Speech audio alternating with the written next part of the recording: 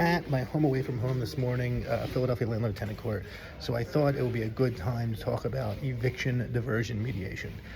So you cannot even get a hearing, you cannot even start until you have eviction diversion mediation.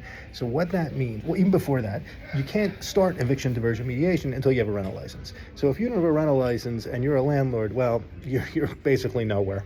You're not even entitled to rent and can't even legally collect rent. And if you do collect rent, there's nothing, if you don't collect rent, there's nothing, you can't do anything about it. But let's say you do have a rental license, the tenant's not paying. The first thing you have to do is file for eviction diversion mediation. So what happens is you file paperwork and the city will appoint a mediator, they'll appoint a housing counselor, and they have 30 days to try to work out some sort of agreement, a mediation between you and the tenant. Now, one of the things this is an opportunity for is for targeted financial assistance. This is rental assistance the city provides. It's a one-time only payment, so it's not ongoing, and you can only apply for it once.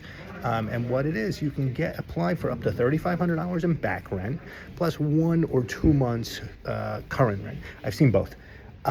So there becomes a question of when do you file for eviction diversion mediation? If a tenant is 15 days behind, and let's say the rent's $1,000 a month, so therefore they'll get $1,000. Now, if you apply for eviction diversion mediation now and it goes through quickly, you can get rental assistance for $1,000 of back rent. But if the tenant falls behind again, or if they have a problem that's not really solved yet, let's say they had a job loss and they didn't get a new job yet, you may want to wait. You may want to not file for eviction diversion mediation just yet because you only get one bite at the apple for targeted financial assistance. There's not a right or wrong with this. I've seen people do both and say, listen, I just, this is the start of something bad. I just want to get these people out as soon as possible, so I'm going to apply as soon as possible.